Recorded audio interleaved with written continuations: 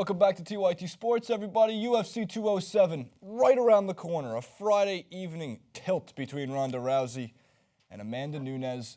There's only 2,000 different storylines, narratives, and everything that has gone into this fight. Now, on TYT Sports, we're about to be joined once again by our friend up in Toronto, Robin Black. Robin, how you doing, man? Hey, brother, I'm doing really good. Good to see you, man. It's good to see you, too. First of all, we love having you on for some great fight analysis, as always. I'm going to throw the plug in the beginning. Please go to the Fight Network, their website, their YouTube channel.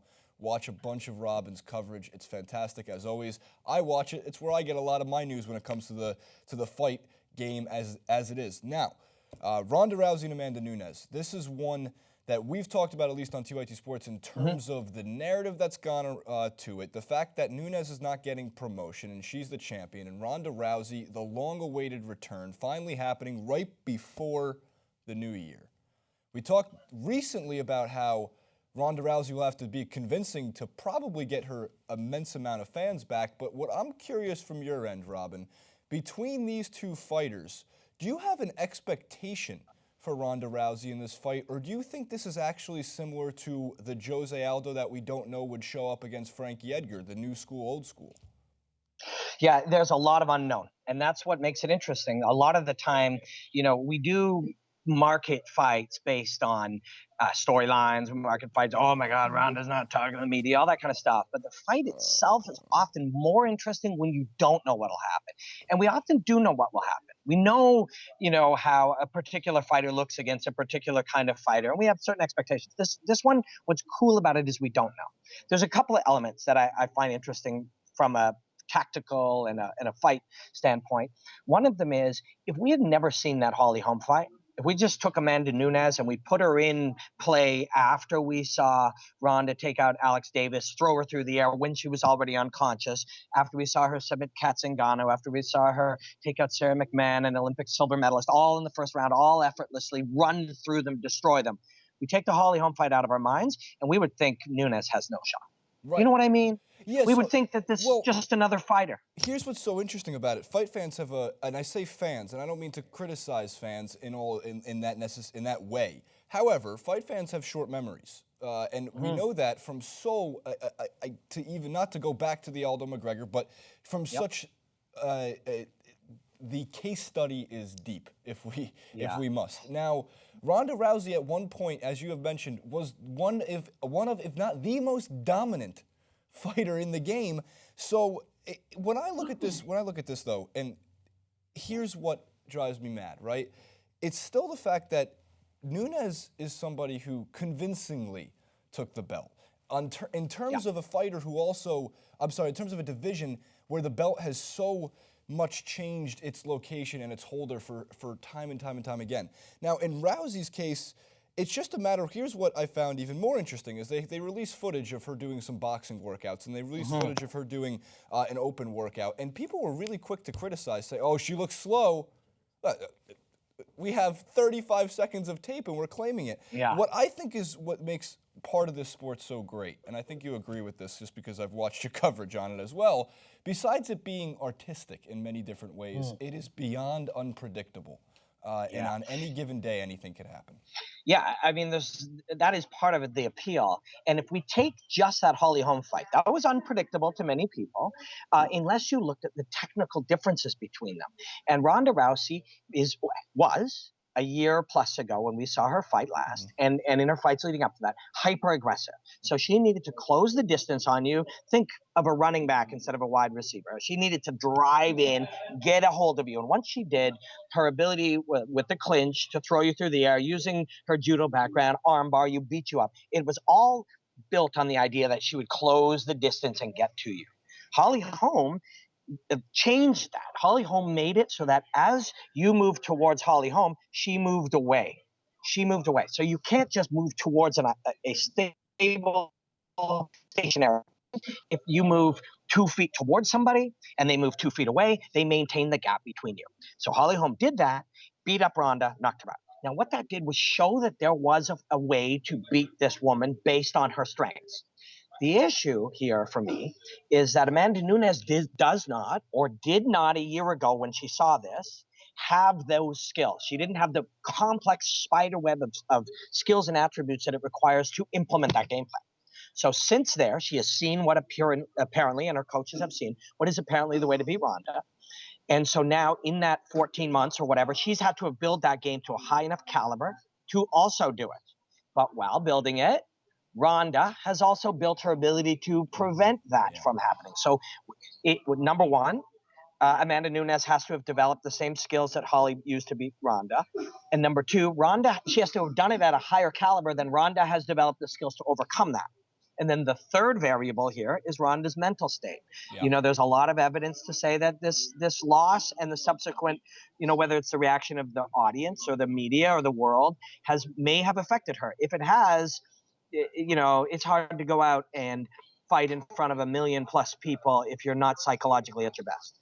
I agree with pretty much every single one of those points, especially when you go into the detail about how Holly Holm simply game planned correctly to fight Ronda Rousey and exploited, you know, as you put it, it wasn't exploiting a weakness, it was exploiting her strengths, which is such a dangerous part of the fight game in general. And also when I look at it too, with Ronda coming into this fight, the mental state, as you have mentioned, is something that has been at least thrown around in the media world for about, 18 months almost now. How has she handled the loss? Will she go back onto talk shows if she were to win or lose this fight? Is she really focused on it? The best part about this is come Friday night, we'll have an answer to all that post-fight. We'll know what will happen. Has she taken over the role? For all we know, she wins and retires. You know, I don't think that would be the case. I think she may retire. You think she may retire regardless of the outcome? I really do. I think she may retire regardless. If she wins, you go out on top and move on. And if you lose, maybe you don't retire, but you say, I'm going to take some time, and you disappear from it. Maybe you never come back. Maybe you come back in a couple of years. It just feels like there's this one last time element that a lot of fighters talk about when they know it's the last time. And some fighters in the last 6 or 7 fights convince themselves, this is the last time I'm going to ask this of myself, so I'm going to leave literally every ounce of me in there. I'm going to be defined by this fight. Ronda, I bet, is approaching it with that mindset. Now, does she change her mind, as you're sort of alluding to, if she wins or loses? Certainly possible. But there's a lot of questions about what she's done. I mean, as sports fans of any kind, we'll be like, oh man, that guy's long bomb is terrible. But really, we watch football 2 hours a week, and we're talking about it in the context of fighters and coaches who have trained for 20 years, 40 hours a week, building on knowledge, on knowledge, on knowledge. So we're not in a position, and this is what I do all day, every day for the last 10 years. And I'm still not comfortable watching that footage and being able to say whether Ronda is improved or not improved or whatever. So as fans, it's fun to talk about that stuff. But the main true reality of this fight is we don't know. And that's why it's so compelling for me. That's why when we look at the UFC, we're going to look back, I think, in a few years.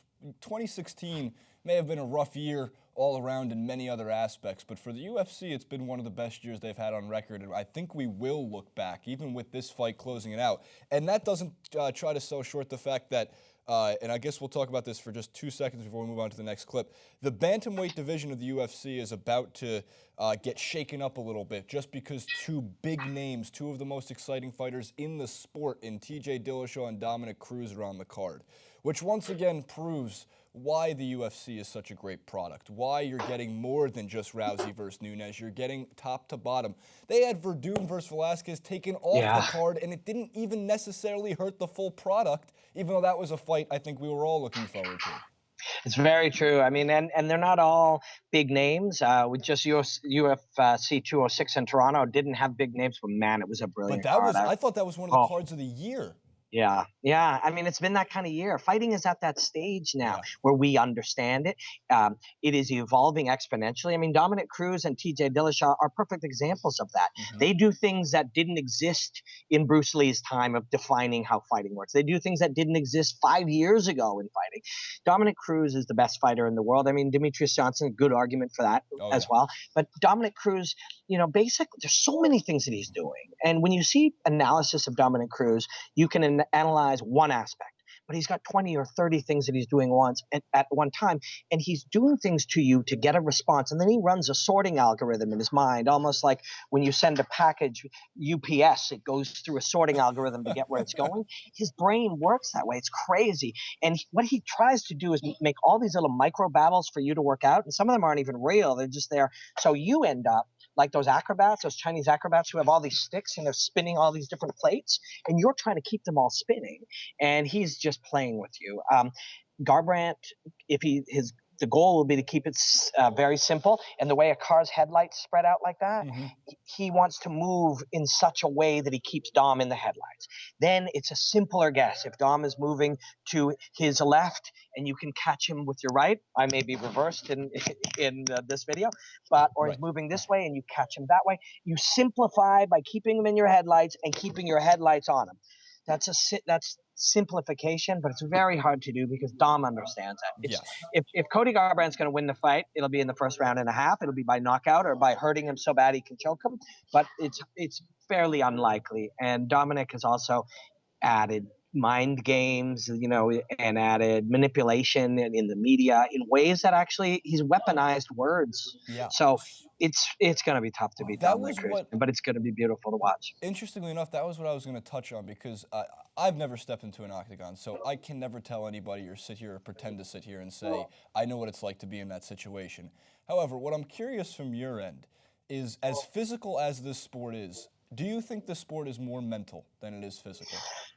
It is, especially, if you take a guy off the street and you put him in there, it's physical and mental. He doesn't know how to fight, and he's not mentally prepared for it. You take a trained fighter and you teach him how to fight, now it's almost all mental.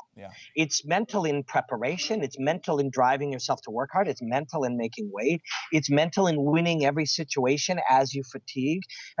They all learn to fight. They all learn the physical attributes. They all learn the game plan. But to go out there and do it in your underpants in front of 15,000 people in a room and 1 million watching at home while you see your mom's face covering up as you get hit and all of that kind of stuff, that I fought as a professional 9 times at the lowest level, and it's psychologically an incredible. It does get somewhat easier as you go further because the experiences are less novel, but you're constantly surprised. The first time you get blood in your eye, it's unnerving. You've never had that. The first time you can't breathe because your nose is broken, it's unnerving. The first time that all of a sudden you try to step but your leg doesn't work, all of these are novel experiences, and it's your psyche and your ability to manage those. It is, to me, the most understated and underappreciated aspect of fighting. And I love to break down fights, I love to break down techniques, but when we talk about this person will step here and low kick, or this person needs to use their jab. Well, if you've been psychologically discouraged through people raising the temperature, it changes everything. Fighting doesn't happen in a vacuum. It happens in the reality of the human mind and the reality of the cage. And it gets, the more you learn about it and the more you see it, the more incredibly fascinating and beautiful it becomes. This is exactly and precisely why I ask you that question, because like you just said, you've been in this situation, and that's, to me, one of the biggest separations and distinctions between anybody who can sit behind a desk and talk about it and anybody who sits behind a desk and has actually been there. Hence, all the credit to you for those experiences, because it does give you a special insight, a little bit of a more understanding of what these guys are going through. And it's true, when we look at it as a fan, as a student of this game who's continuing to learn more and more about MMA, UFC every single day, I find it fascinating. Maybe one day I'll throw myself in, but it's going to take a Ronda Rousey payday for me to get in there. I'll take that. One fight. All right, we're going to wrap up this one. We're going to move on to the next one. So if you guys are watching on the YouTube, on Facebook Live, if you're checking out Robin's stuff over on his Twitter, at Robin Black MMA, is that correct? Yes, that is. Robin Thank you, Black brother. MMA. Of course, make sure to check him out, follow him over there, and go to the Fight Network for fantastic UFC, MMA, fight game coverage. We'll see you next time.